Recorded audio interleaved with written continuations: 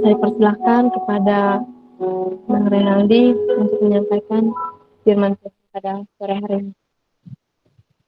Oke, shalom, selamat sore teman-teman semua. Sebelum kita memulai perenungan firman kita, mari kita bersatu dalam doa. Tuhan, kami sungguh bersyukur untuk kasih setia dan kemurahan Tuhan dalam hidup kami, dan secara khusus juga buat kesempatan kami boleh terus bersekutu bersama. Kami sadar Tuhan, di tengah kondisi pandemik seperti ini, banyak penyesuaian yang kami harus lakukan, banyak hal-hal baru, adaptasi baru, ritme-ritme baru, yang kami sadar juga mungkin itu tidak mudah. Tapi kami bersyukur salah satu bukti cinta kasih Tuhan adalah ketika Tuhan masih memberikan kami kesempatan untuk bersekutu bersama, menyembah Tuhan bersama, beribadah bersama dengan saudara seiman kami. Dan kami berdoa pertemuan kami, persekutuan kami ini tidak sia-sia di dalam Tuhan. Kami rindu kembali mengenal Tuhan lebih dalam melalui firman-Mu. Kami rindu Tuhan boleh berbicara secara pribadi di tengah kondisi yang kami alami. Kami mungkin mengalami suasana yang sama, terpisah satu sama lain, tapi kami punya kondisi masing-masing yang mungkin jadi pergumulan kami, jadi kesulitan hati kami, menjadi tantangan buat kami. Kami sungguh memohon ya Tuhan, kiranya Engkau yang boleh menyapa dan menguatkan dan menghibur dan menuntun setiap kami. Terima kasih Tuhan, kami juga bersatu hati berdoa buat hamba-Mu yang menyampaikan kebenaran firman-Mu, Tuhan yang menyucikan, menguduskan, dan memampukan hamba-Mu seiring ia menyampaikan kebenaran firman-Mu. Di dalam nama Tuhan kami Yesus Kristus kami berdoa dan mengucap syukur. Amin. Oke, shalom teman-teman semua. Aku mohon maaf, aku pakai laptop, jadi kamera laptopku nggak terlalu bagus, jadi rada mungkin buyar atau gelap kayak gitu ya. Salam kenal sama teman-teman. Perkenalkan, nama lengkapku Renaldi Filipus. Aku kuliah alumni dari FMIPA UI, Matematika dan Ilmu Pengetahuan UI, jurusan Fisika.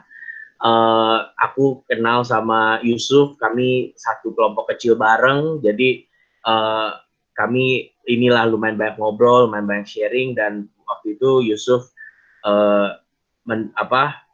mengajak gitu, Bang Rey bisa nggak ikut bareng, sharing bareng, bersekutu bareng di hari ini, dan kebetulan bisa, jadi bersyukur bisa ketemu teman-teman semua. Aku tinggal di Kelapa Gading di daerah Jakarta Utara. Aku dua bersaudara, tapi adikku kerja di Batam, dia juga udah selesai kuliah kerja di Batam. Aku sendiri sekarang aku sekarang ini hamba Tuhan penuh waktu, tapi bukan di gereja, tapi di Perkantas. Itu adalah pelayanan untuk mahasiswa, jadi aku memang banyak ngobrol, mendampingi mahasiswa, banyak main juga, kebanyakan di daerah Depok, di UI dan sekitarnya kayak gitu. Jadi salam kenal sama teman-teman, tunggu bersyukur bisa sharing dan ngobrol sama teman-teman sore malam hari ini. Nah, aku akan tampilkan slide PowerPoint, jadi teman-teman pastikan kalian bisa melihatnya. Harusnya sih langsung muncul ke bagian atas, tapi seandainya enggak muncul, kalian bisa cari namaku mungkin ada beberapa, karena kalau aku present jadi kayak ada account baru, kalian pilih aja, kalian tinggal lihat yang mana yang kalau kalian klik sekali di bagian gambarnya, itu kemudian muncul layarnya. Tapi harusnya sih otomatis ya, cuma ya kadang-kadang koneksi dan sebagainya mungkin jadi beda. Oke, jadi pastikan teman-teman, aku nampilin slide, jadi pastikan teman-teman ngelihat slide-nya kayak gitu ya.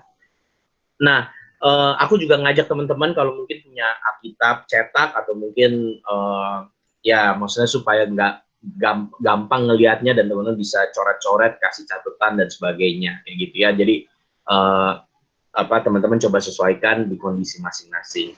Nah, uh, tema yang diberikan atau yang mau kita bahas itu diberikan judul Seeing Life from God's View, melihat hidup ini dari kacamata Tuhan. Dan teman-teman, saya sadar ini bukan tema yang gampang, apalagi seperti yang tadi pemimpin pujian kita sampaikan, mungkin ada banyak tantangan atau teman-teman pergumulan yang sedang dialami kayak gitu. Nah, cuma aku mungkin mau tanya kali ya, mau kenalan juga sama teman-teman. Teman-teman silahkan boleh sharing di grup chat ya. Aku mau berikan pertanyaan, jadi teman-teman silahkan boleh sharingkan jawaban atau pendapat teman-teman di grup chat supaya kita bisa saling lihat dan saling tahu kondisi ya. Pertanyaannya ini teman-teman. Nah, kita kan udah hampir berapa? 7 minggu ya, 6 minggu, 7 minggu PSBB. Teman-teman yang mungkin masih kuliah, sekarang udah lagi masuk masa-masa pembelajaran jarak jauh, udah hampir setengah semester. Atau teman-teman yang udah kerja, yang alumni, mungkin udah WFH beberapa minggu. Nah, boleh mungkin kita saling sharing kali ya, sejauh ini apa perasaan yang lebih sering muncul selama PSBB atau belajar dari rumah atau kerja dari rumah? Nah, ini ada pilihannya. Mungkin teman-teman pernah lihat filmnya ya. Joy, sukacita, sadness, sedih, disgust, kayak gitu kayak males banget atau kayak jijik banget. Terus anger, marah, atau mungkin fear, takut kayak gitu. Nah, udah 6 minggu atau 7 minggu kita ngalamin kondisi yang buat kita harus terpisah, nggak bisa ketemu secara fisik, kerjain apa-apa sekarang dari rumah. Yang mana yang lebih sering kamu rasakan kayak gitu. Oke, teman-teman, silakan boleh sharing di grup chat, silakan tuliskan mungkin satu kalimat aja kali ya. Lebih sering 6 minggu ini ngerasa kayak begini, dan kenapa alasannya kayak gitu. Oke, aku berikan waktu mungkin 1 menit kali ya teman-teman. Saat ini santai aja, kalian gak usah cerita panjang ini maksudnya, tapi minimal kalian bisa lihat sejauh ini teman-teman PSBB, belajar dari rumah, kerja dari rumah, lebih sering ngerasa apa dan kenapa kayak gitu. Oke, silakan ya. Aku sambil lihat. Terima kasih buat beberapa joy dan sadness campur. Kalau jenuh yang mana? Iya ya, kalau jenuh mungkin campuran sadness tapi juga anger, bosen juga gitu sampai kayak pengen keluar kayak gitu ya. Semuanya dia rasain, tapi paling sering joy karena bisa lebih produktif. Iya ya, ada beberapa teman juga kalau ternyata mungkin introvert atau mungkin lebih bisa fokus kalau di rumah sendiri gitu, ternyata banyak menghasilkan karya atau mungkin lebih lebih gampang belajar gitu ya. Beberapa sadness dan anger, sedih, terus marah, lebih sering merasa sadness. Thank you buat beberapa yang sudah menjawab.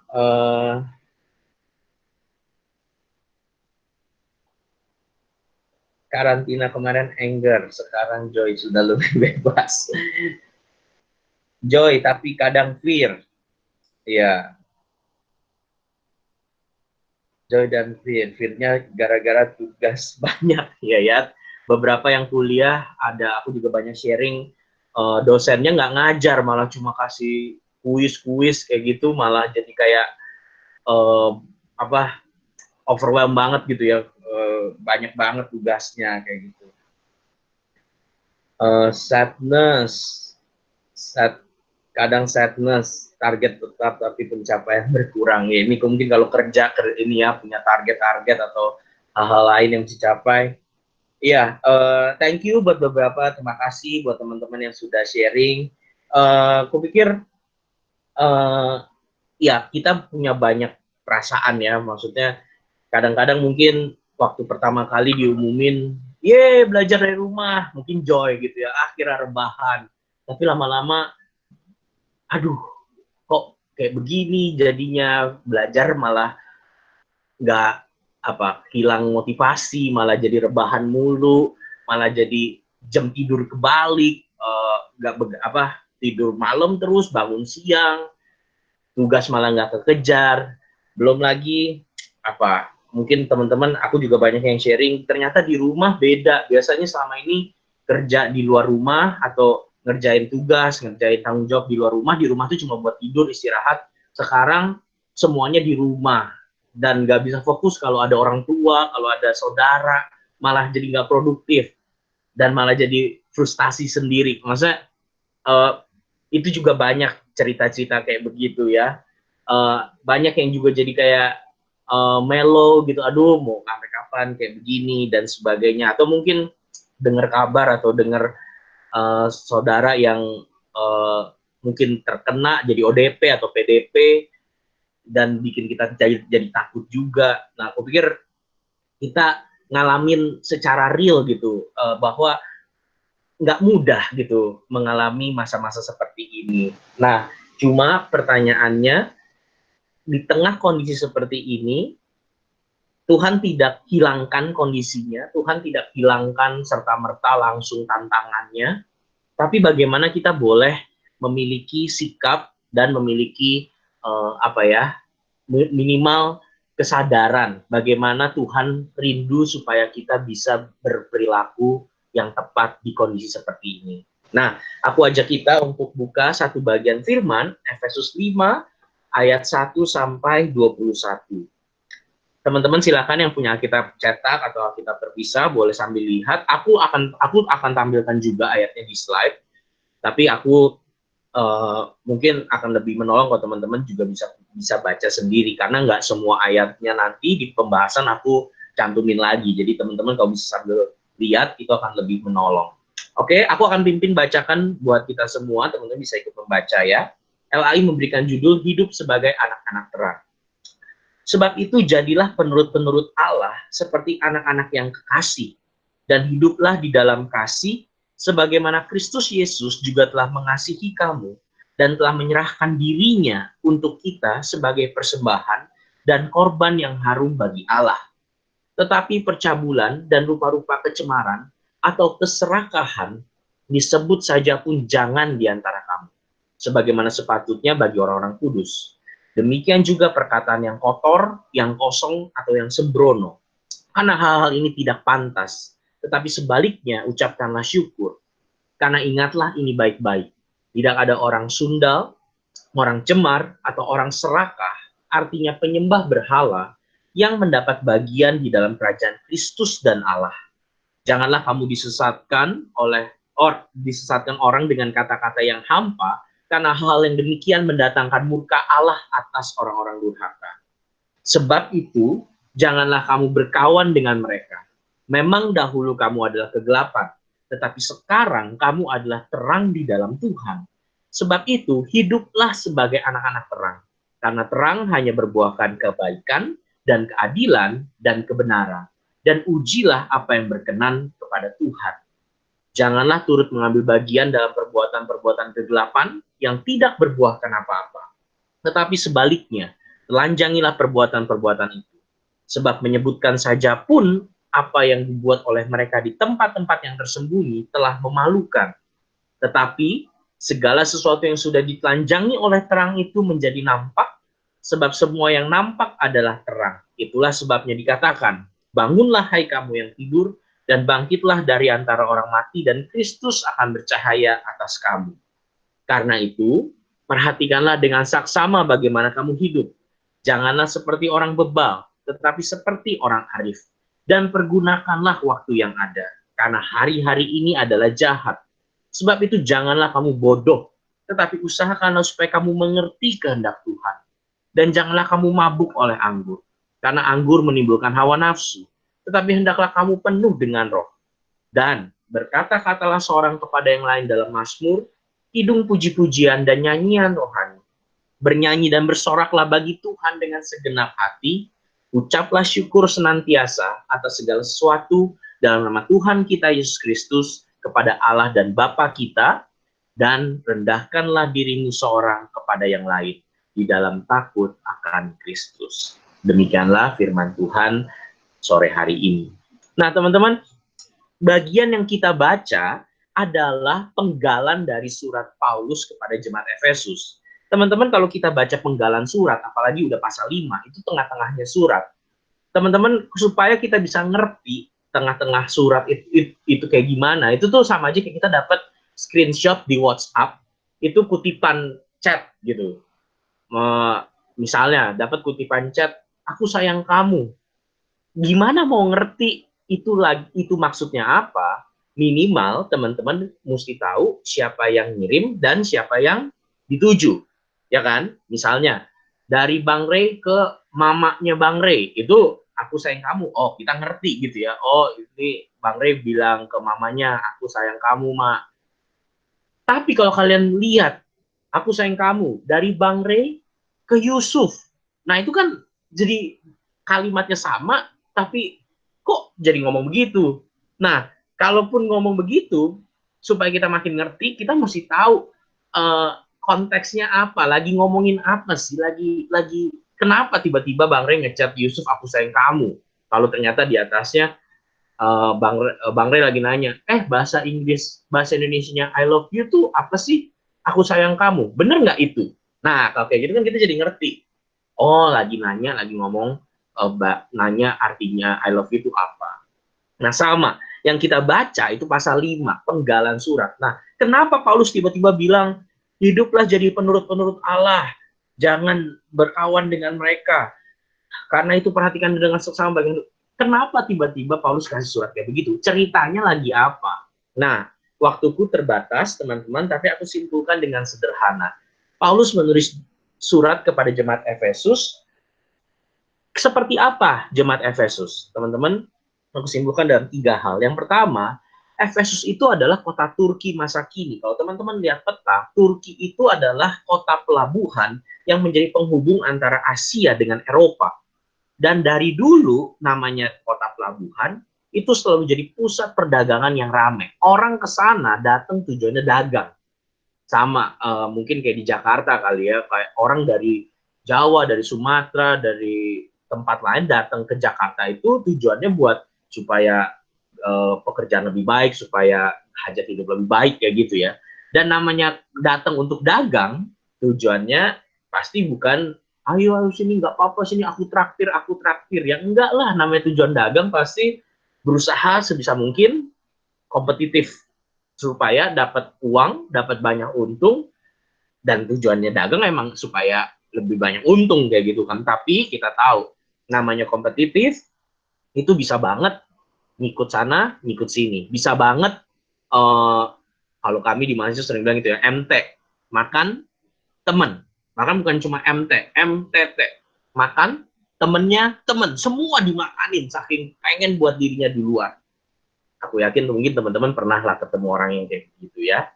Tapi bukan cuma pusat perdagangan, karena itu adalah kota pelabuhan, itu kota yang sangat indah, real estate-nya mahal, yang bisa ke sana tuh siapa? Kemungkinan yang punya uang banyak. Siapa yang punya uang banyak pada zaman itu? Kemungkinan besar adalah pensiunan tentara militer Romawi. Kalau gambarnya sekarang, itu pensiunan pejabat, pensiunan PNS.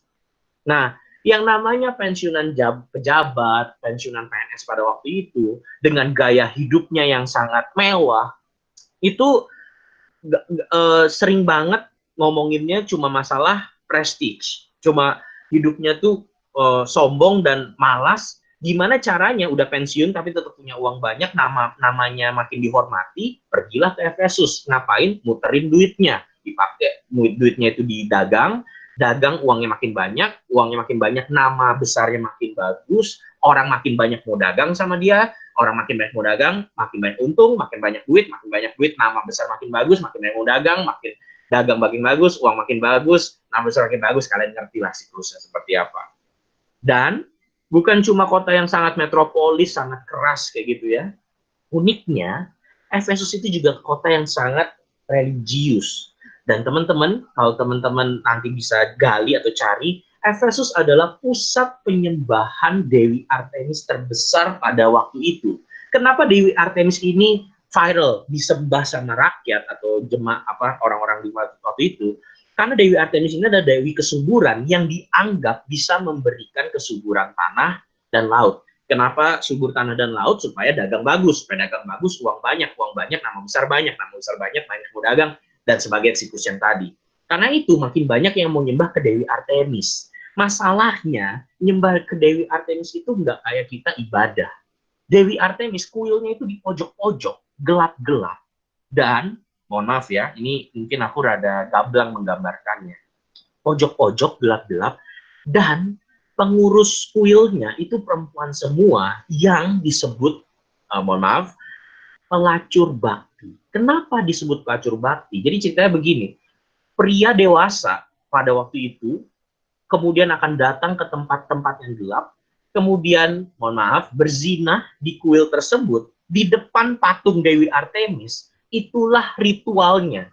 Dengan harapan, dengan melakukan perzinahan di depan patung Dewi Artemis, itu akan membuat Dewi Artemis kemudian mau memberikan benih tanah, benih laut, sehingga hasil dagang bagus, sehingga uang banyak, sehingga nama besar bagus, dan sebagainya. Itu kondisi yang pertama. Kondisi yang kedua, teman-teman yang perempuan, misalnya waktu itu lahir di mengandung gitu ya, perempuan, teman-teman yang perempuan nih mengandung di zaman Efesus, kemudian lahiran gitu ya. Dilihat, ditanya, bayinya laki atau perempuan? Kalau laki, bagus. Kalau perempuan, dibuang. Kenapa? Karena cuma laki yang bisa lanjutin dagang, laki yang lanjutin nama besar. Yang perempuan ini, bayi-bayi perempuan ini, dibuang, pilihannya dua, mati di jalan atau bertahan di jalan. Kalau bertahan dan bertumbuh di jalan, kira-kira bisa tebak nggak? Dia kumpulnya, pelayanannya kemana? Teman-teman, pelayanannya, bertahan hidupnya itu ke kuil Dewi Artemis. Jadi teman-teman bisa lihat di kota yang suasananya seperti ini, ada jemaat Tuhan. Ada orang-orang yang disebut jemaat Efesus. Di sini kita melihat gitu ya, ternyata jadi jemaat Tuhan, itu Tuhan nggak langsung pisahkan dan kemudian nggak ngalamin tantangan, nggak ngalamin godaan, nggak ngalamin kesulitan, nggak ngalamin dosa atau teman-teman, Tuhan menempatkan jemaat di tengah kondisi seperti itu. Tapi karena itulah Tuhan mengembalakan lewat Paulus yang memberikan surat.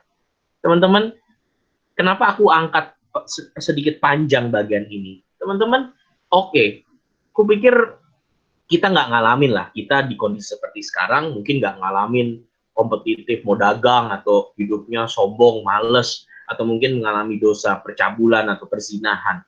Tapi izinkan aku bilang, sebenarnya sedikit banyak kita juga ngalamin tantangan yang sama. Pandemik ini kita udah ngelihat banyak orang tuh, aduh, ngenimbun, maunya enaknya sendiri, yang penting suka-sukanya sendiri, udah dibilang jangan keluar, tetap aja jalan. Ada temanku jadi karyawan, karena karyawan biasa nggak bisa ngelawan, bosnya tetap suruh masuk. Kenapa? Yang penting tetap jalan, yang penting tetap dapat penghasilan, uang dari buat kantornya.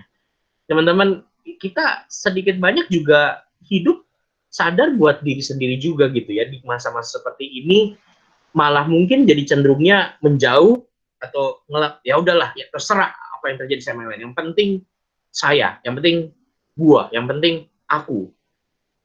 Kita tahu lah ya, banyak cerita nimbun itu, mulai dari awalnya nimbun makanan, maksudnya nimbun hand sanitizer, sampai nimbun es krim aja ditimbun kayak gitu. Maksudnya ya ampun, kondisi juga udah lagi sama-sama sulit, ada penghiburan, pabrik es krim mau memberikan penghiburan supaya kita nggak stres, tapi itu pun ditimbun kayak gitu. Maksudnya kita kurang lebih sama. Tapi kami nggak nyembah Dewi Artemis, Bang. Iya betul, tapi mohon maaf ya, saya akan jujur sama teman-teman, saya banyak ngobrol sama mahasiswa, ternyata di masa-masa PJJ begini, masa-masa WFH begini, masa-masa sendirian begini, banyak yang sharing, Bang, kondisi sendirian gini malah makin gampang jatuh ke dalam dosa, makin gampang jatuh jaga kekudusan hidup, makin gampang jatuh kalau ujian, sebenarnya online yang nggak ada yang ngawasin, nggak ada yang bisa ngatur. Tapi ujian itu disuruh kerjaan masing-masing. Gampang banget nyari jawaban, gampang banget kerja kerja bareng. Tapi ya udah, gimana, namanya online, siapa yang bisa ngawasin? Nggak ada. Jadi teman-teman, kita pun sedikit banyak juga ngalamin hidup atau bahkan kita sendiri bergumul dengan hal-hal ini. Karena itu, kupikir surat bagian yang kita mau bahas itu akan sangat relevan dengan apa yang kita alami. Bagaimana di tengah kondisinya sulit, pasti banyak tantangan, banyak godaan, Paulus menguatkan jemaat Efesus. Harus bersikap seperti apa? Nah, kita akan mulai, teman-teman sambil lihat ayatnya. Di ayat 1, Paulus berkata, karena itu, jadilah penurut-penurut Allah. Apa maksudnya penurut-penurut Allah? Bukan cuma sekedar nurut-nurutin Allah. Teman-teman, di ayat 1 dikatakan, penurut-penurut Allah seperti anak-anak yang kekasih. Mungkin kalau aku pakai bahasa Inggris itu akan lebih menolong ya. Aku ambil dari NIV. Be imitators of God. Jadilah peniru-peniru Allah. Pertanyaannya, kenapa meniru? Kenapa mengimitasi? Atau mungkin kalau gamblangnya, jadilah KW-KW-nya Allah. Ini jelek banget ya, KW-KW-nya Allah. Jadilah peniru-peniru Allah. Kenapa kamu meniru Allah? As dearly loved children. Karena kamu adalah anak-anak Allah yang kekasih. Jadi Paulus bilang, kamu di tengah kondisi seperti ini, jemaat Efesus, ketika yang lain berkata, ya elah, ya yang penting dagang, yang penting duitmu cukup lah, yang penting lu bisa aman, yang penting nyembah Dewi Artemis. Tapi Paulus berkata, hey, kamu anak-anak Allah, ayo tirulah Allah, turutilah Allah. Teman-teman jangan dibalik ya. Bukan karena kamu menurut Allah kamu jadi anak-anak Allah. Kebalik. Karena kamu adalah anak-anak Allah yang kekasih di dalam Kristus, maka jadilah peniru-peniru Bapamu, penurut-penurut Allah. Kalian pasti tahu lah ya frase like father, like son. Kayak gitu. Teman-teman, dan kalau kalian lihat di ayat 1, sebab itu. Kenapa ada sebab itu? Teman-teman, itunya apa? Itu mengacu ke pasal-pasal sebelumnya. Kalian bisa cek sendiri. Karena engkau dan saya di dalam Kristus sudah menjadi atau memiliki status yang baru. Apa status yang baru itu? Di dalam karya Kristus, engkau dan saya telah menjadi anak-anak yang kekasih, anak-anak Allah. Karena kamu dan saya sekarang statusnya baru di dalam Kristus, maka turutilah dia, tirulah dia. Jadi gitu logikanya ya, teman-teman. Aku mau mengajak teman-teman, kita bukan dengan kita meniru Allah, kita dianggap anak Allah. Kebalik, karena engkau dan saya di dalam Kristus yang sudah kita rayakan karyanya dua minggu yang lalu, kematian dan kebangkitannya, kita sekarang menjadi anak-anaknya, karena itu bertumbuhlah serupa dengan Bapamu di sorga. Nah, seperti apa menjadi penurut-penurut Allah? Aku simpulkan renungan yang ke bawah ini dalam 3 bagian. Yang pertama, anak-anak kasih. Yang kedua, anak-anak terang. Yang ketiga, anak-anak bijak. Anak-anak kasih, anak-anak terang, anak-anak bijak. Aku sering bikin singkatan. Jadi anak-anak Allah itu anak KTB. K, kasih. T, terang. B, bijak. Anak KTB. Nah, apa maksudnya? Anak-anak kasih. Teman-teman silahkan lihat ayat 2. Ketika Paulus berkata, jadilah penurut-penurut Allah. Apa maksudnya? Yang pertama, ayat 2, hiduplah di dalam kasih. Aku ambil terjemahan bahasa Inggrisnya, walk in love. Teman-teman, hidup dalam kasih itu bukan kayak, oke, setelah ikut ibadah ini, aku mau hidup dalam kasih. Kling. Pasti hidup dalam kasih. Enggak. Hidup dalam kasih itu apa gambarannya? Bahasa Inggrisnya indah. Walk. Walk in love. Artinya apa? Setiap langkahmu adalah langkah yang menentukan mau nggak kamu hidup dalam kasih. Bayangin teman-teman ya, bayangin.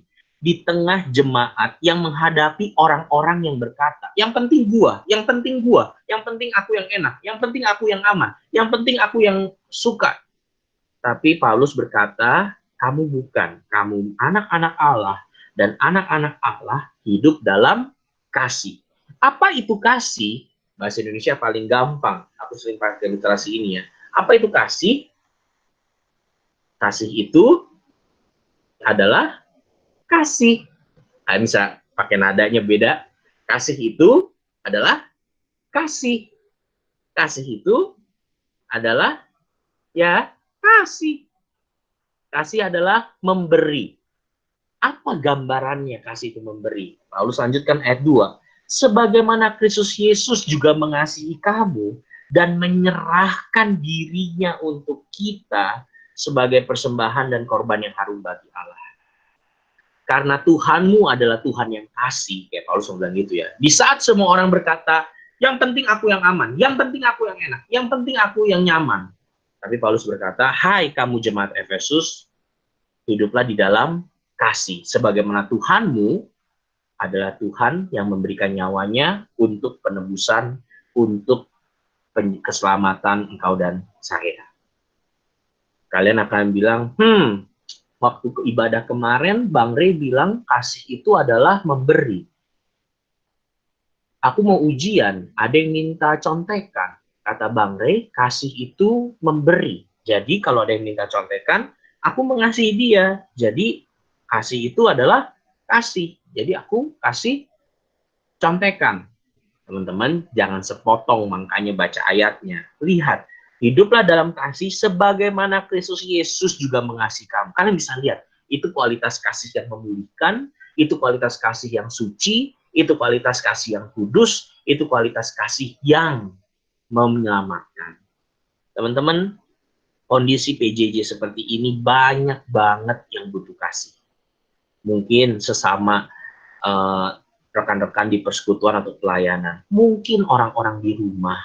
Kita selama ini keluar masuk rumah cuma kayak hotel, tempat tidur, tempat mandi, tempat makan, pergi. Hampir banyak di luar.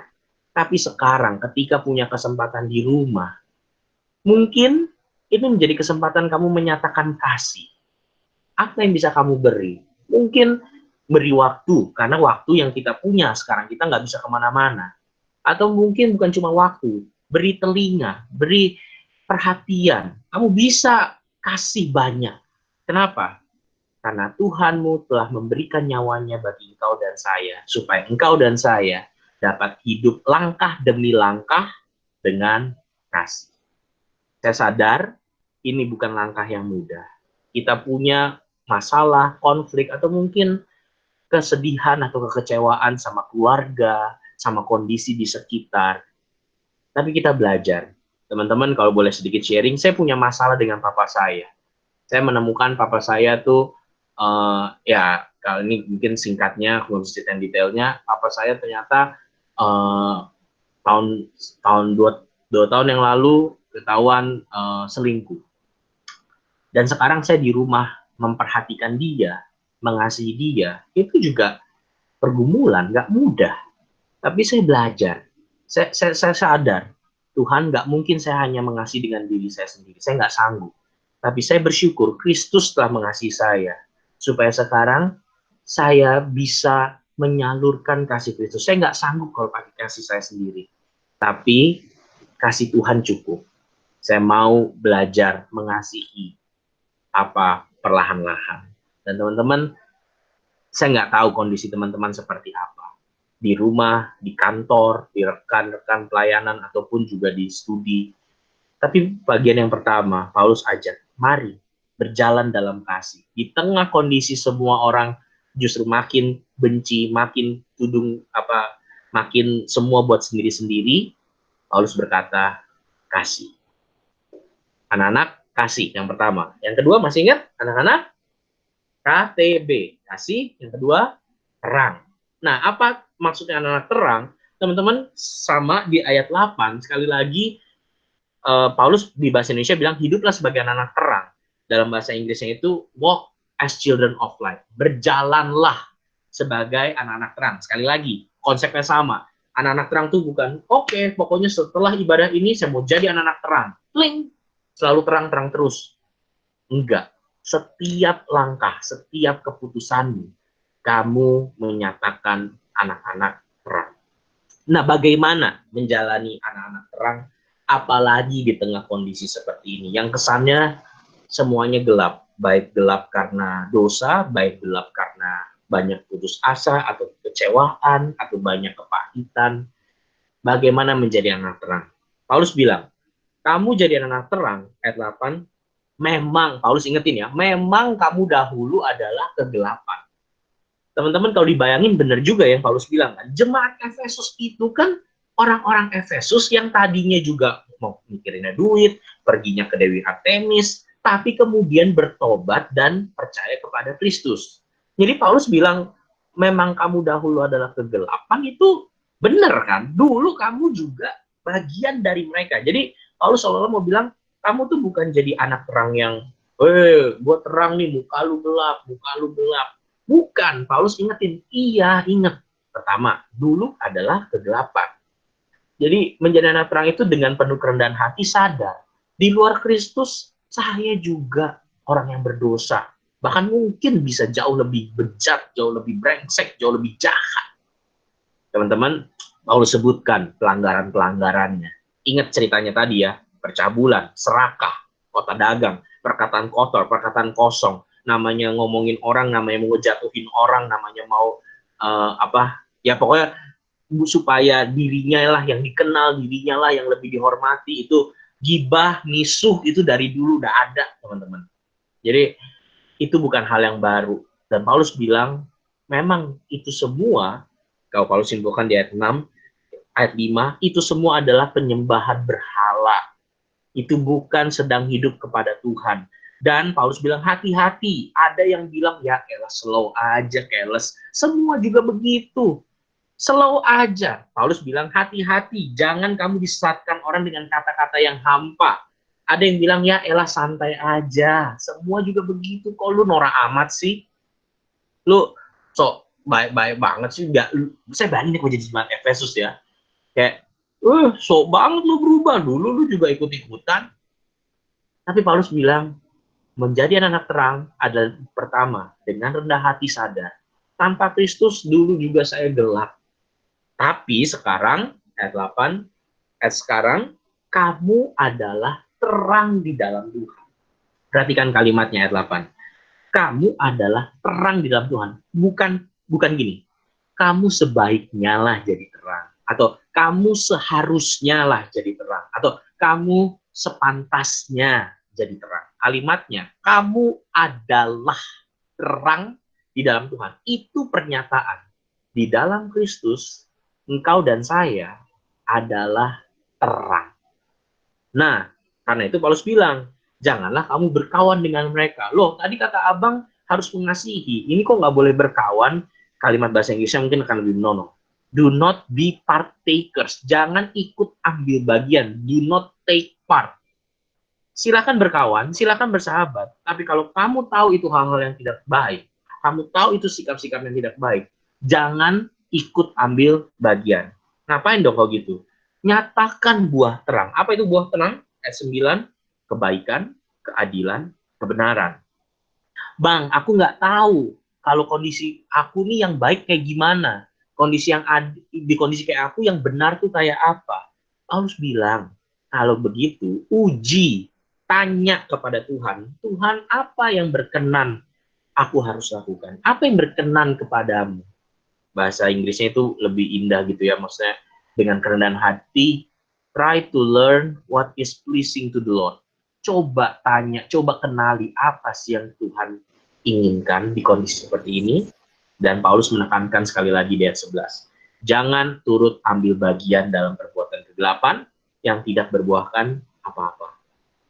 Jadi yang pertama, ingat dengan penuh kerendahan hati sadar, di luar Kristus saya gelap, tapi dalam Kristus sekarang aku dan kamu adalah terang. Tapi bukan cuma itu, Paulus ajak kita melangkah satu lagi lebih maju. Kalau kamu adalah terang, maka telanjangilah perbuatan kegelapan. Saya suka ya, saya sering nanya, apa lawannya terang?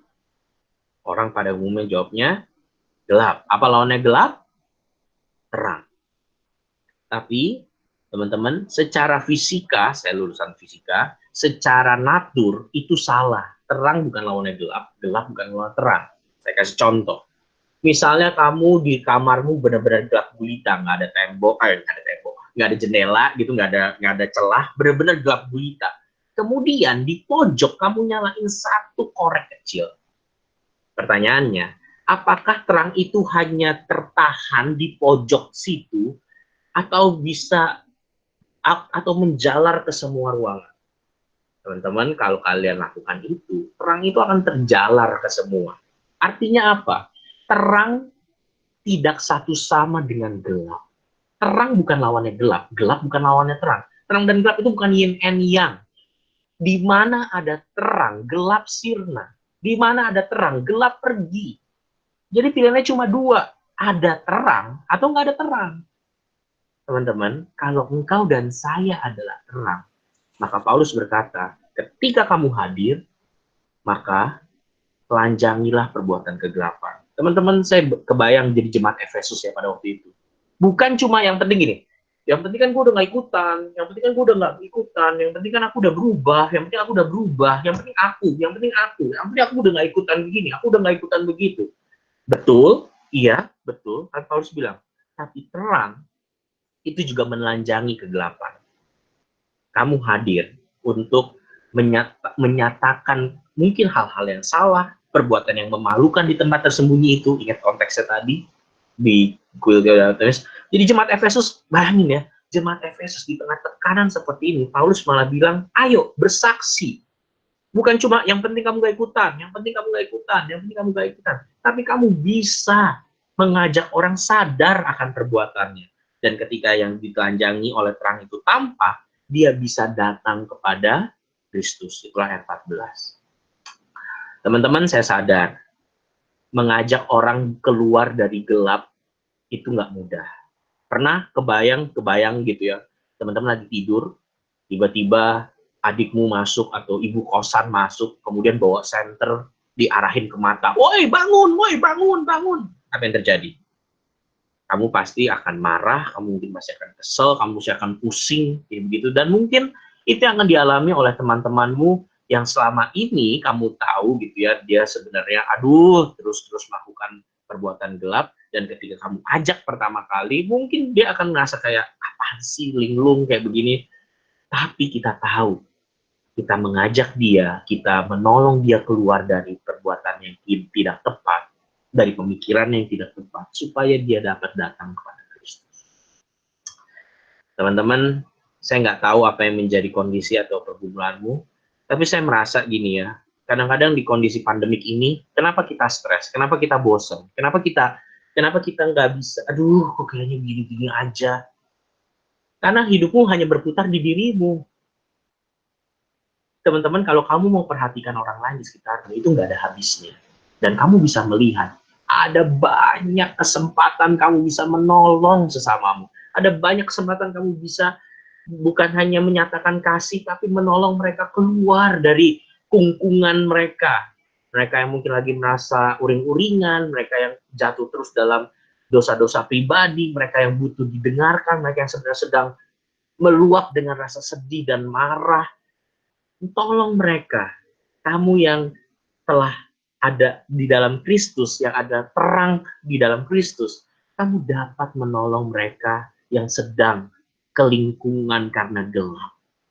Teman-teman, saya berdoa di masa-masa ini, bukan hanya kita yang, ya aku harus percaya, aku harus bertahan, aku harus setia, aku harus belajar, mau ikut Tuhan. Betul, itu betul, nggak salah. Tapi saya mengajak, saya mendorong, saya menantang teman-teman untuk melihat di mana Tuhan tempatkan kamu supaya kamu dapat menyatakan terang. Mungkin itu di keluargamu, dan aku yakin itu nggak mudah. Mungkin itu di dalam persahabatan, teman mabar, teman main, teman belajar, dan kamu tahu, kamu bisa kenal sama mereka supaya kamu bisa menyatakan kebenaran. Atau mungkin itu di teman-teman persekutuan atau rekan-rekan sepelayanan yang sedang mungkin menghilang, yang sedang lesu, yang sedang mundur, bagaimana kamu boleh menjadi anak-anak kasih dan terang. Kayak gitu ya. Kadang-kadang kita cuma mau jadi anak-anak kasih ya. Iya deh, aku mau ngasih, aku mau doain, tapi kalau disuruh bilang yang benar kayak gimana, nanti ntar dia nggak mau lagi ngomong sama aku. Mohon maaf teman-teman ya. Kamu kalau kayak begitu, jangan bilang kamu memperhatikan dia.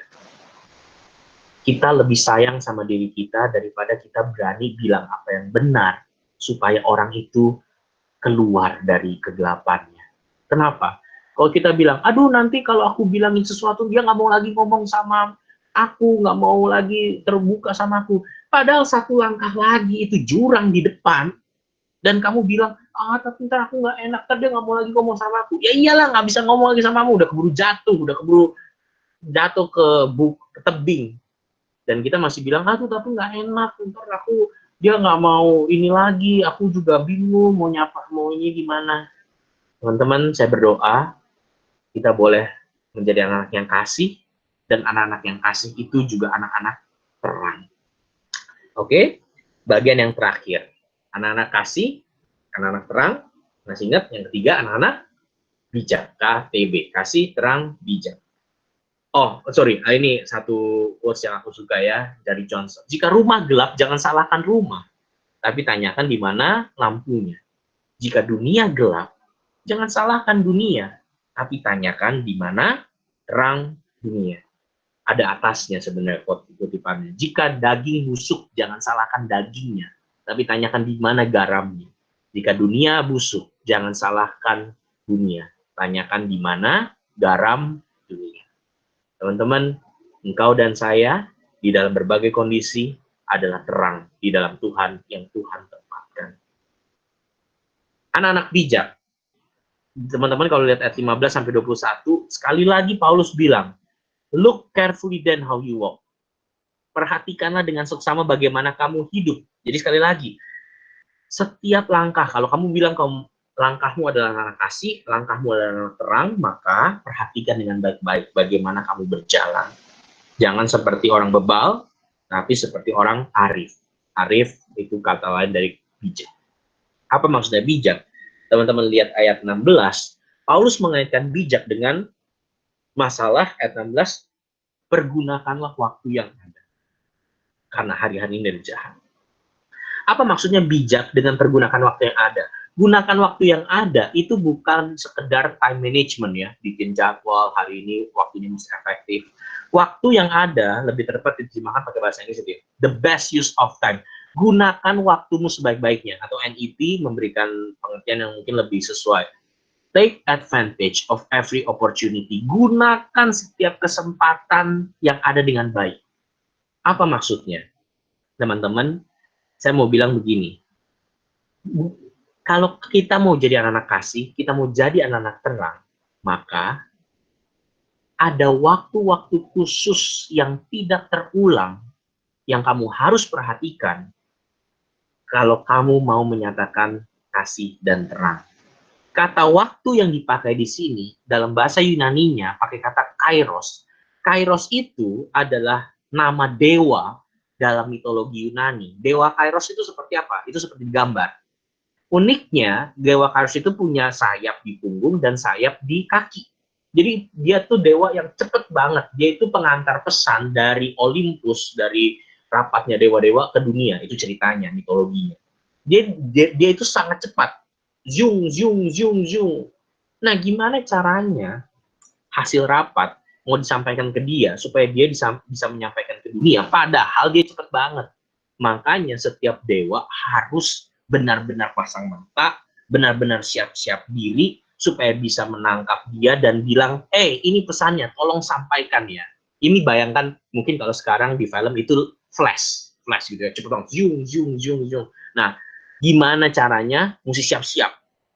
Nah, kata kairos itulah yang diserap dalam literatur Yunani jadi kata waktu. Aku mau bilang begini teman-teman, pandemik ini akan berakhir.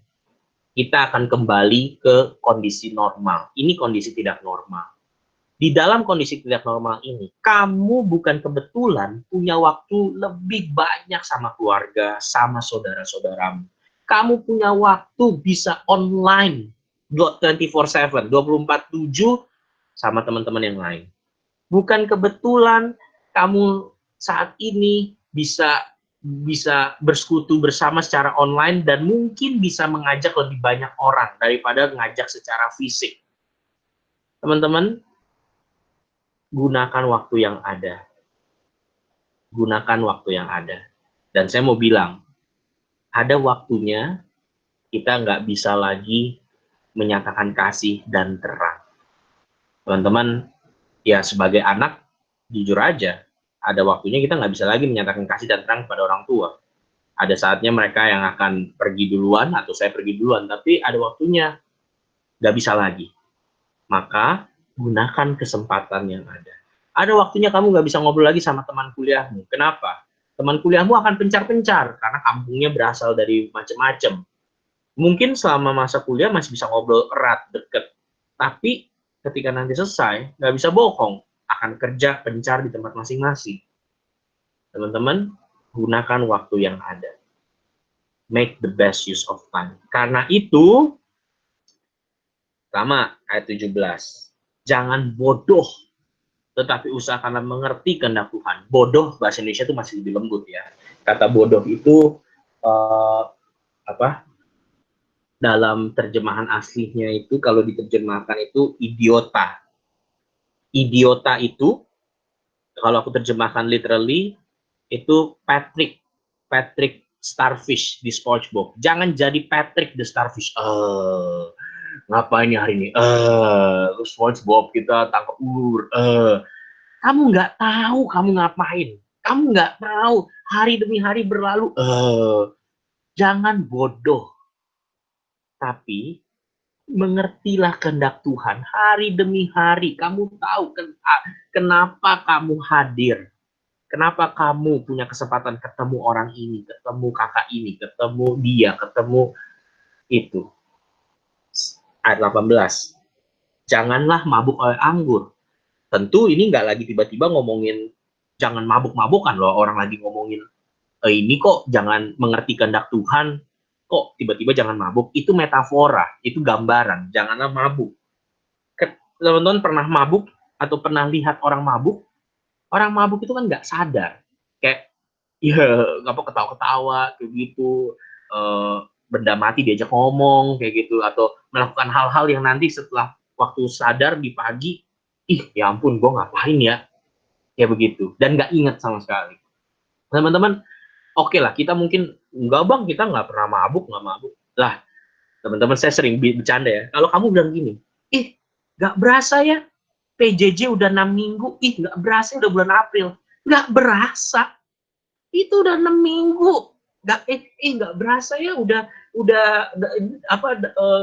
3 minggu, nggak berasa ya, udah nggak berasa.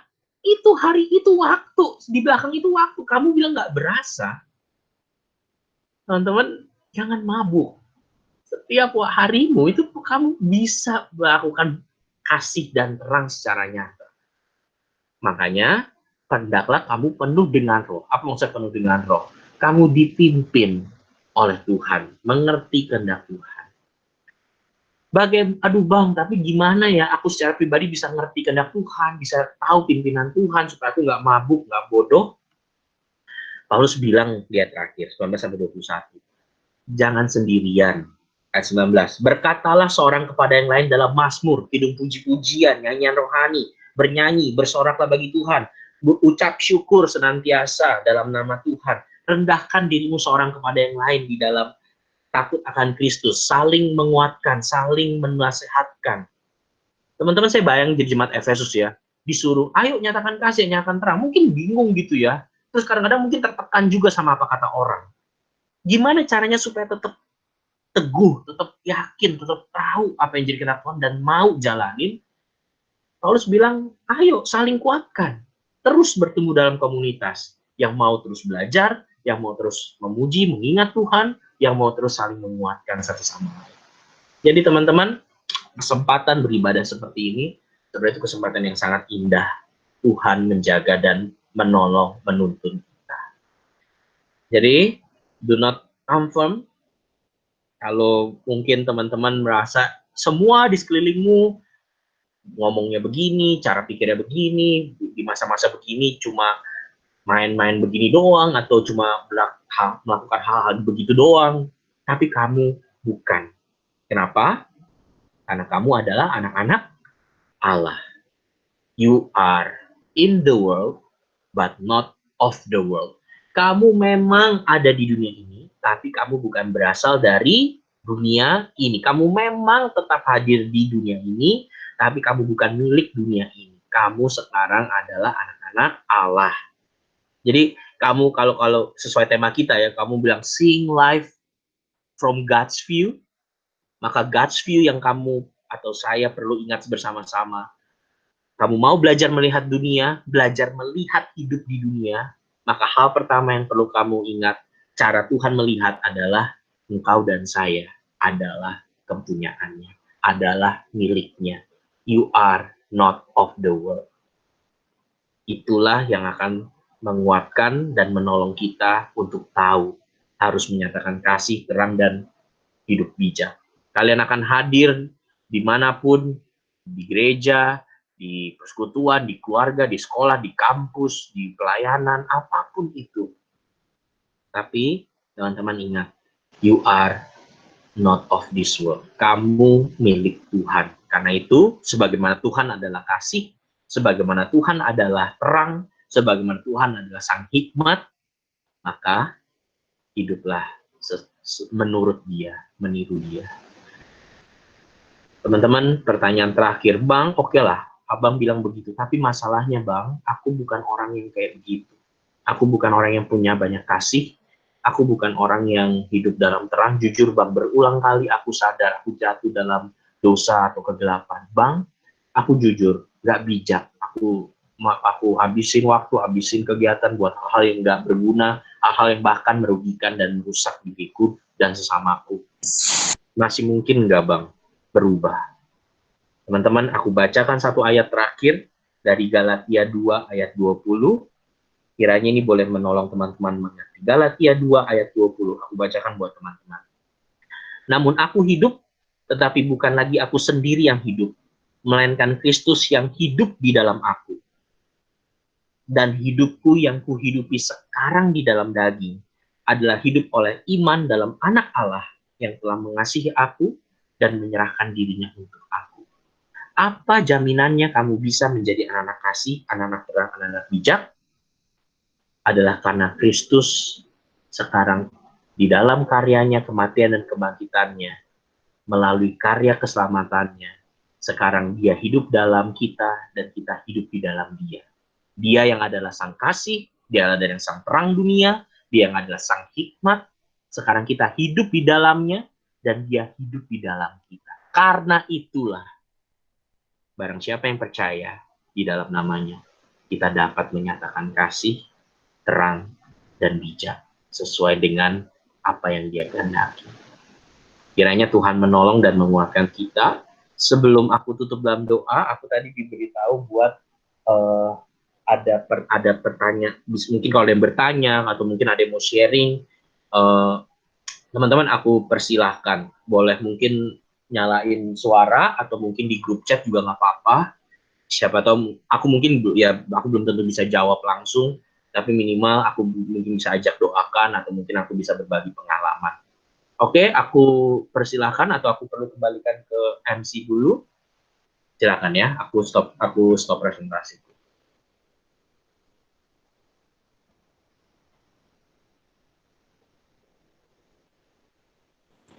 Ya, jadi buat teman-teman yang mungkin ada pertanyaan terkait firman atau ada yang ingin di-sharingkan terkait pergumulan pribadi, boleh silakan mengetik atau mengirimkan pesan lewat grup chat atau boleh langsung menyalakan mikrofon. Terima kasih. Ada yang mau bertanya?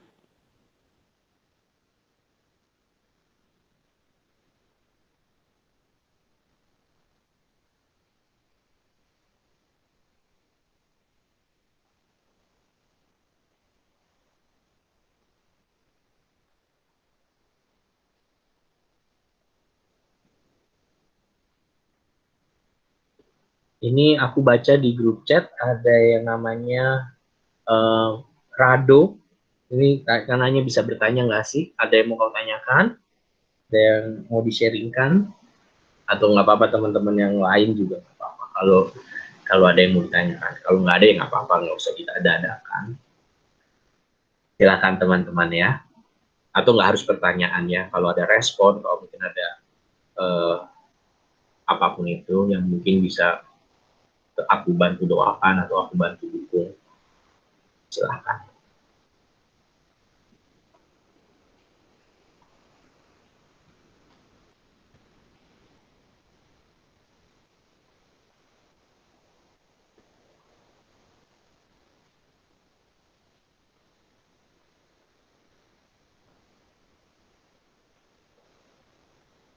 Oke, terima kasih. Ini ada satu pertanyaan dari Nia.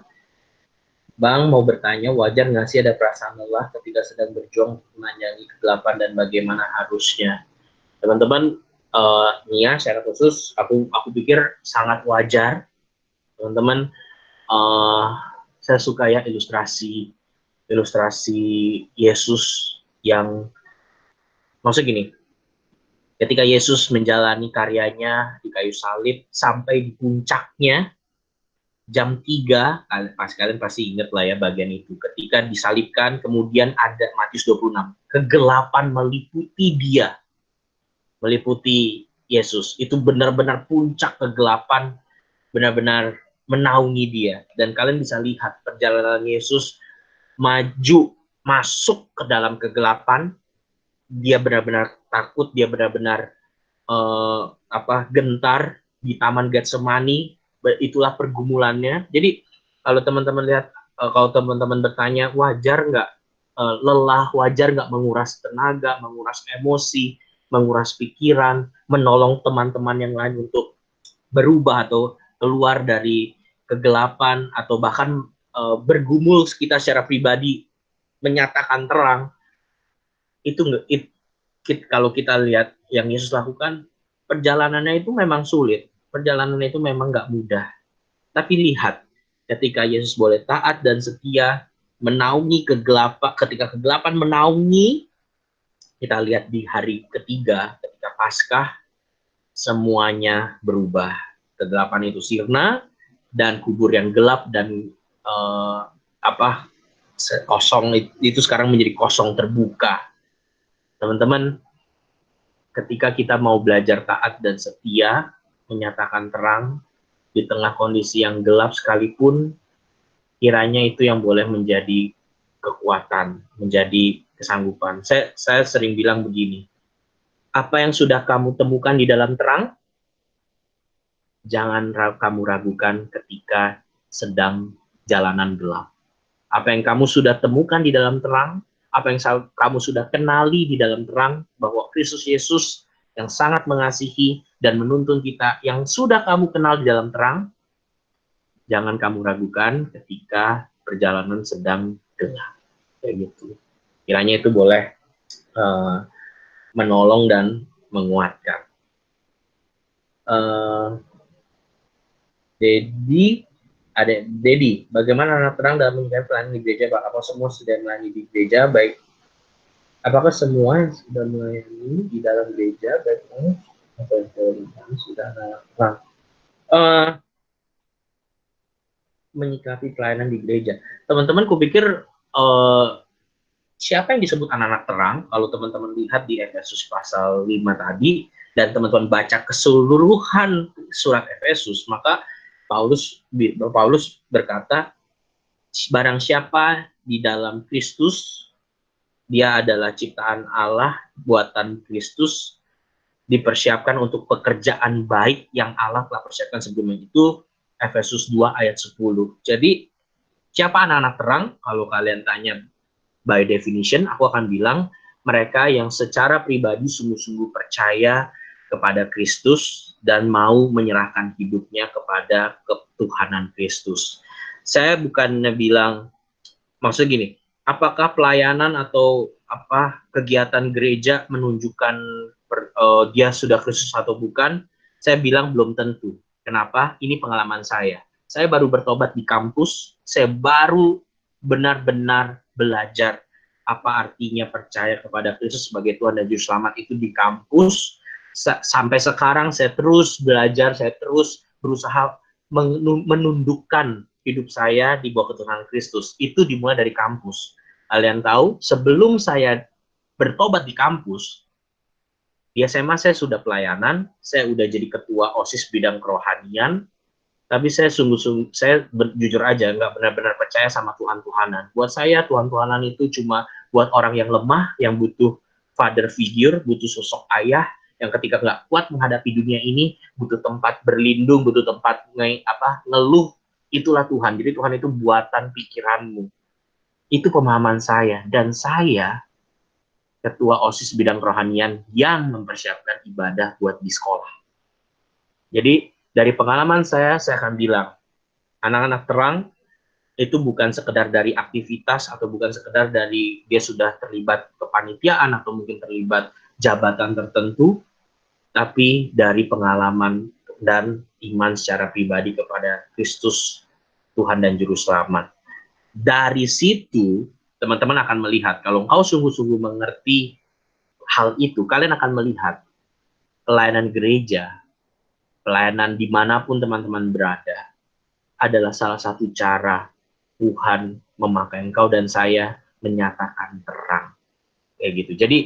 Jadi bukan karena kamu pelayan, kamu jadi anak terang, tapi karena kamu anak terang, kamu mengerti apa artinya hidupmu sudah diselamatkan, kita dapat melayani dengan sesama dengan penuh kebebasan dan penuh sukacita. Itu yang mungkin aku jawab ya. Bagaimana sih Bang pertobatan yang sesungguhnya Bang? Itu sebenarnya satu diskusi lagi ya. Tapi aku akan bilang kalian bisa lihat dari pengalaman tokoh-tokoh di Alkitab. Kalian akan lihat begini.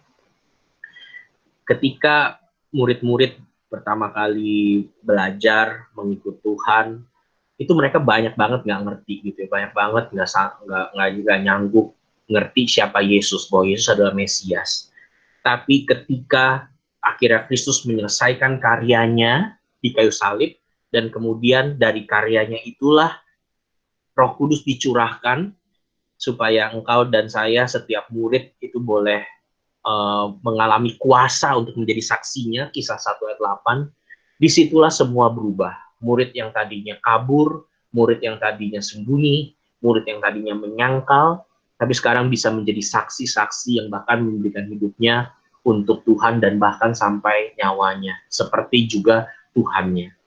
Nah, kita adalah orang-orang perjanjian baru yang sudah mengalami atau di dalam Kristus, kita juga beroleh Roh Kudus yang menolong kita mengenal Allah dengan benar dan mengenal Kristus yang Ia utus dengan benar. Itu Yohanes 17 ayat 3. Dari situ perubahan-perubahan terjadi. Saya sering kasih ilustrasi seperti ini ya teman-teman. Misalnya saya anak jalanan, kalian anak Depok ya, kalian tahu. Misalnya saya sering anak jalanan, sering nongkrong di Margonda, depan Margo situ. Hidup saya berantakan, mandi kalau gatel doang, makan itu kalau nggak beraturan, terus sering misalnya ngelem gitu, mabok-mabokan, ngelem, nggak jelas hidupnya. Tiba-tiba Jokowi lewat Margonda, manggil, ngapain kamu? Sini, ikut saya. Dibawalah saya ke Istana Negara. Saya bingung, kenapa dibawa sampai ke istana, kemudian dibilang, mulai sekarang saya angkat kamu jadi anak saya, saudaraan sama Kaisang. Hah?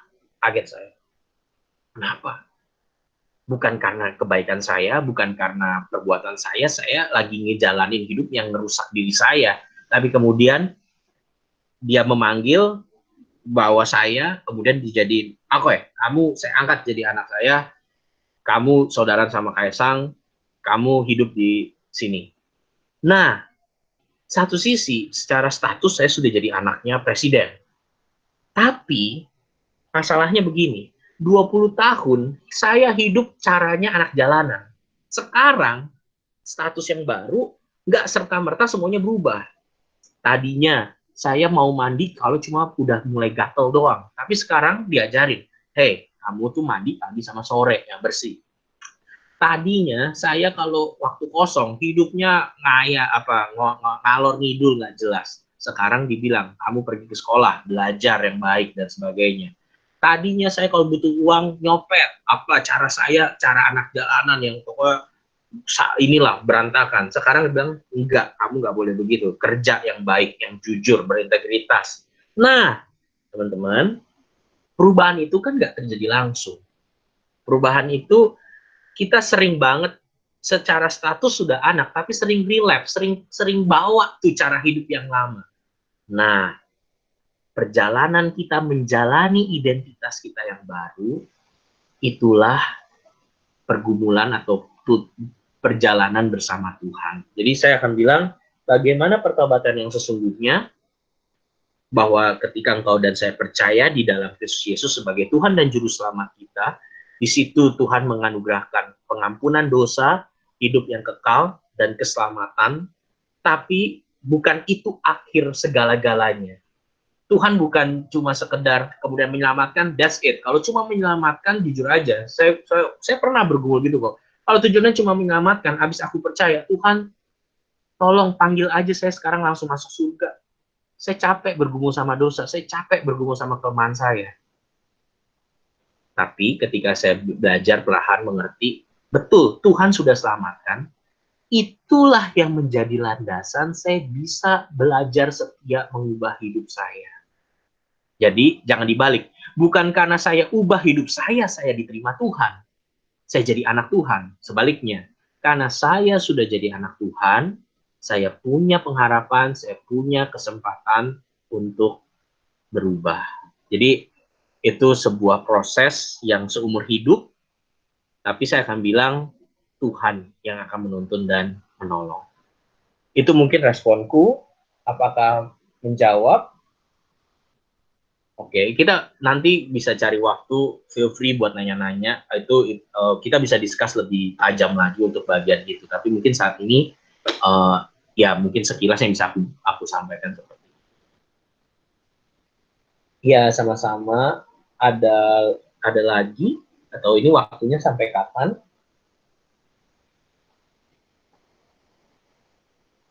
Masih ada waktu kah? Atau masih ada yang mau bertanya? Oh iya, mungkin satu pertanyaan lagi ya, Bang. Kalau ada teman-teman yang masih mau bertanya, mungkin boleh satu pertanyaan lagi. Oke, ada? Apakah ada? Kalau ada boleh langsung. Kalau nggak ada ya nggak apa-apa. Entah aku tutup dalam doa.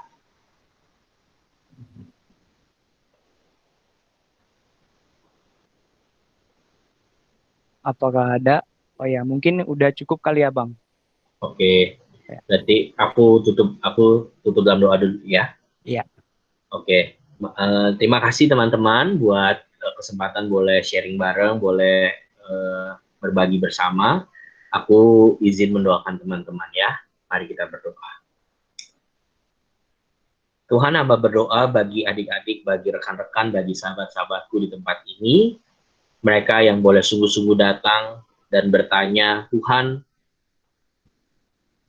bentuk aku.